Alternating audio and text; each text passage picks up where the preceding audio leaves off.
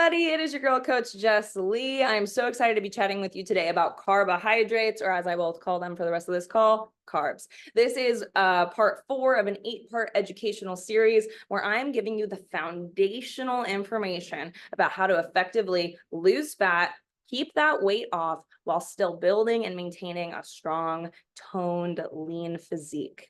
So you can get support from me through these videos, through my free Facebook group community. If you'd like one-on-one coaching from me, I do this through the First Form app. You can also do single calls with me or regular calls with me. There are so many ways that I want to and can support you, and I'll meet you right where you are. And today we're going to start with giving you confidence in carbohydrates and their purpose so that you don't fear them anymore, or you just understand them a little bit better to get the most out of them. So something that you probably already know is that carbs are a macronutrient. All of our food is made up of 3 different macronutrients. Some are a combination of 2 or 3, and some are just straight up 1.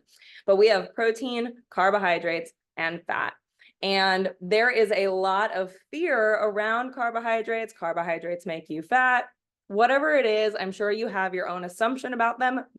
Maybe you love them. I know that the carby Barbie land is a big thing where we just love carbs, we crave them, and yet we have a lot of shame and guilt around it. So with all that being said, when we look at our food, it is one of 3 things. Now, carbs are going to come from about 3 places. They're going to come from our starches, so our breads, our pastas, all of our grains. They're going to come from our fruit.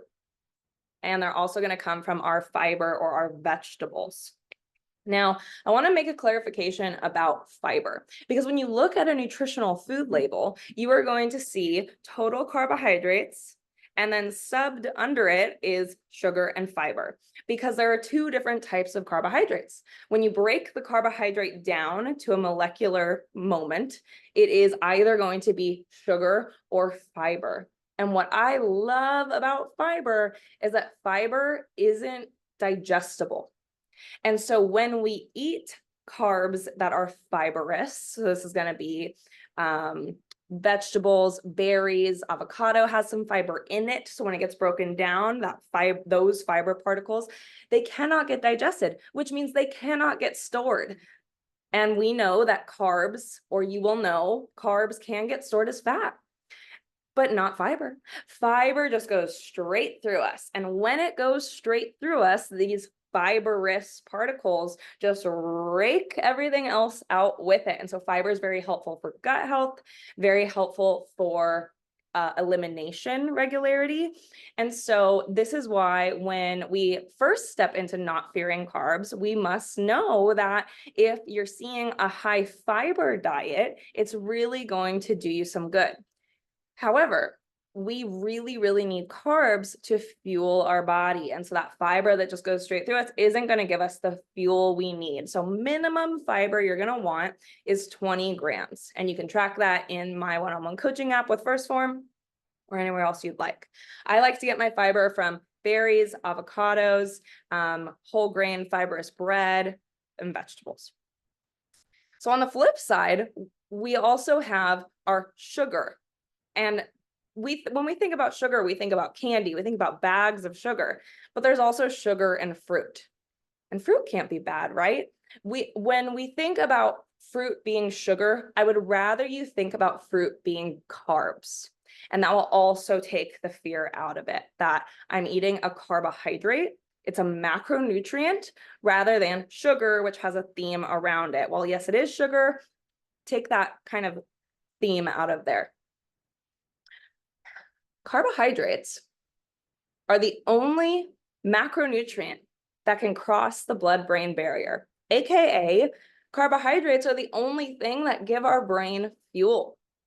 This is why hangry is a term, because when our blood sugar is low, our brain doesn't have any food.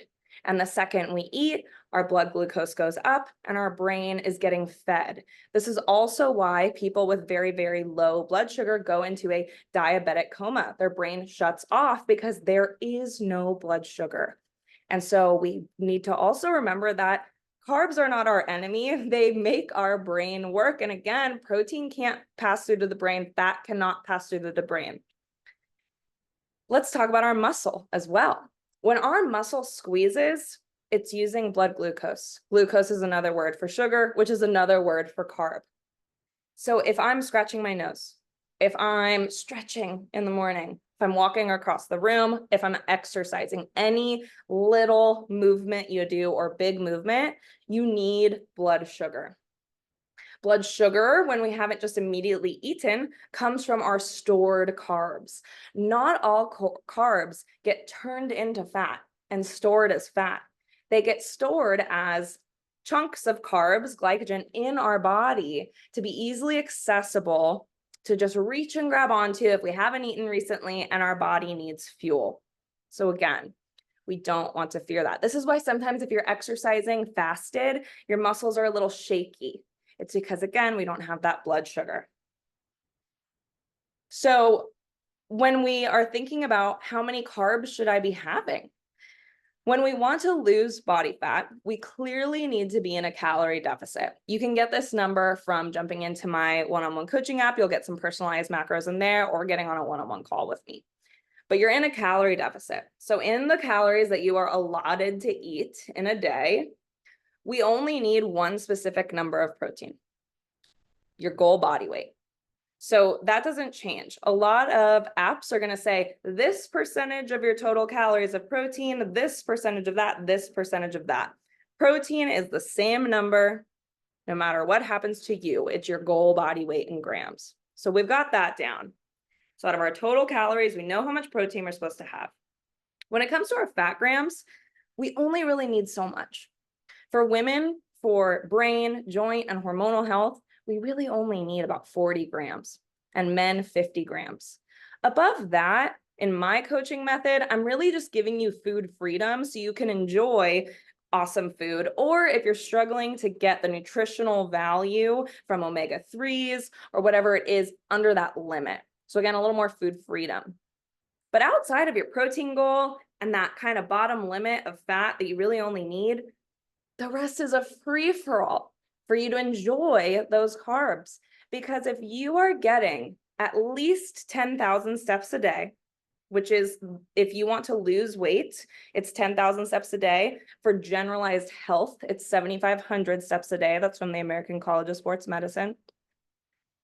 You can, between taking your steps every day and exercising regularly, you can guarantee without a doubt that every carb you eat within your allotted calorie range is getting used for fuel.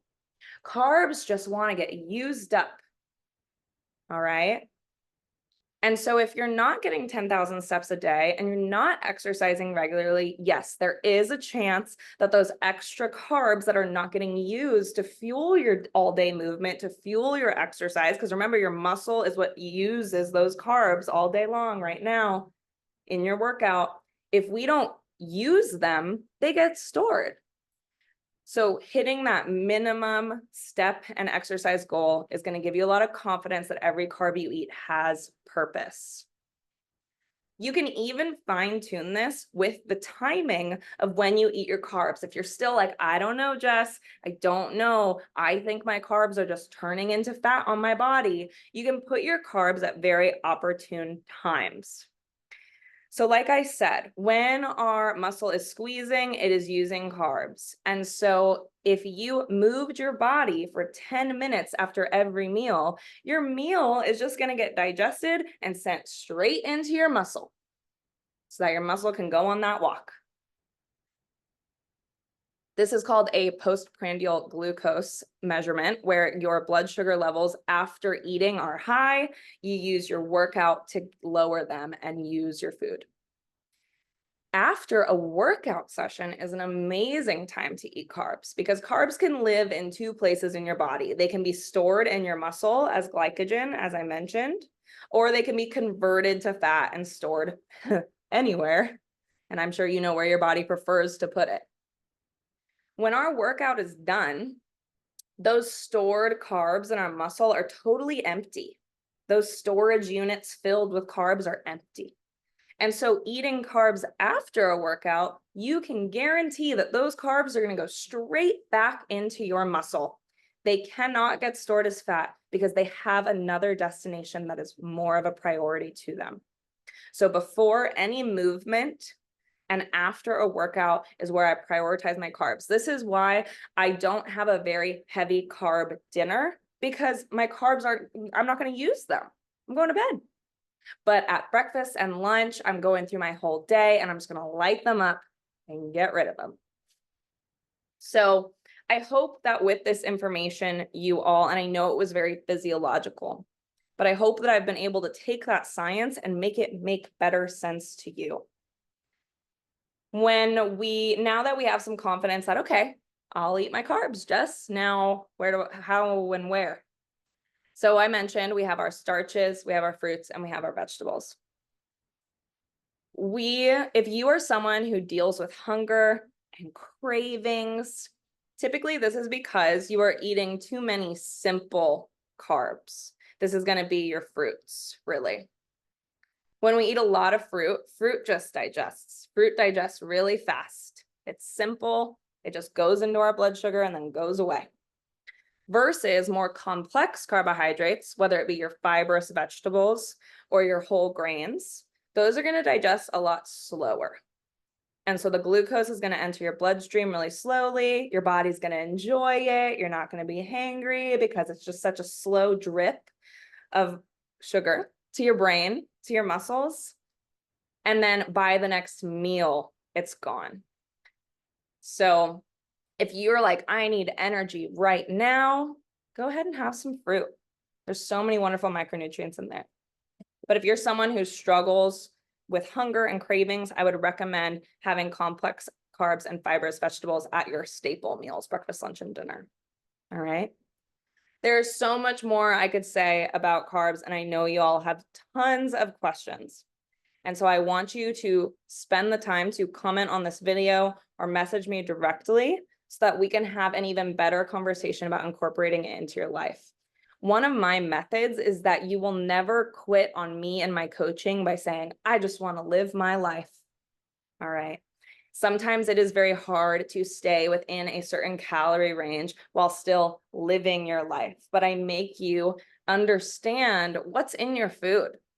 Because when you're traveling, it's hard to know. I don't know how many calories I'm eating, Jess, but now you know. Okay, I had some fruit today, I had some veggies today, and we just want to monitor our portions of all of it. But remember that you have some wiggle room with how many carbs you're allowed to have. I'm always going to say prioritize protein, but don't fear carbs anymore if you are getting your step goal and working out regularly.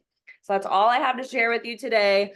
I am in 100% support of you wherever you are in your journey, whether it's day 1, day 1,000, or you're starting over today. Okay. Reach out to me. I care about you, and I will see you later.